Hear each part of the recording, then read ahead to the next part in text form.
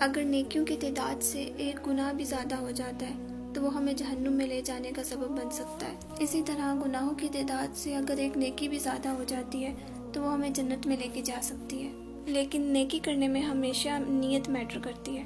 Welcome to another day of understanding Quran. Surah Baqarah آیت 82 میں اللہ تعالیٰ فرماتا ہے، اور جو لوگ ایمان لائے اور نیک عمل کرتے رہے یہی لوگ جنت والے ہیں اور وہ اس میں ہمیشہ رہیں گے۔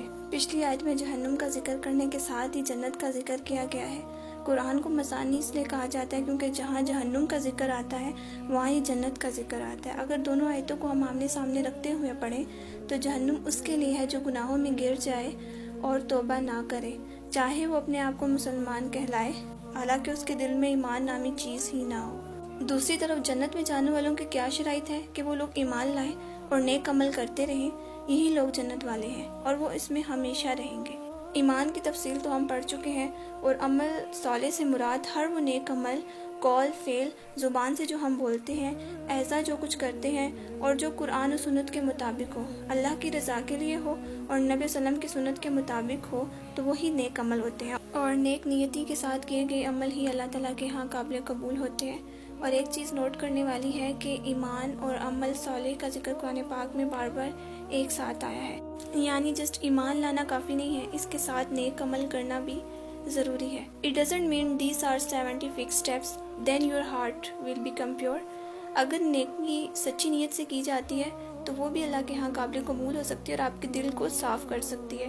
نیکی جنت کی طرف لے جاتی ہے اور نیکی کی طرف سچائی لے کر جاتی ہے۔ فرمایا، یقیناً سچ نیکی کی طرف رہنمائی کرتا ہے اور نیکی جنت کی طرف لے جاتی ہے۔ انسان مسلسل سچ بولتا رہتا ہے یہاں تک کہ اللہ کے ہاں صدیق لکھا جاتا ہے۔ نبی کریم صلی اللہ علیہ وسلم نے فرمایا، جس نے راستے سے پتھر ہٹایا اس کے لیے نیکی لکھ دی جاتی ہے، اور جس کی ایک نیکی ہوگی وہ جنت میں داخل ہوگا۔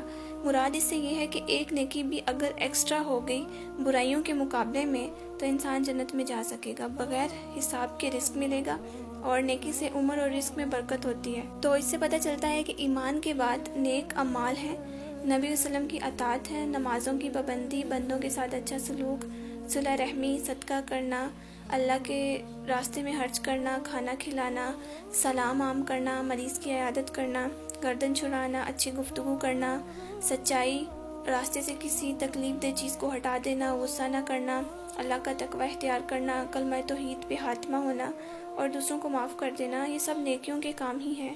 اور انسان کو جنت کا سوال بھی کرتے رہنا چاہیے۔ دعا ہے، اللہم انی اسألک الجنہ۔ جو شخص 3 مرتبہ جنت کا سوال کرتا ہے تو جنت کہتی ہے کہ اللہ اس بندے کو جنت میں داخل کر دے۔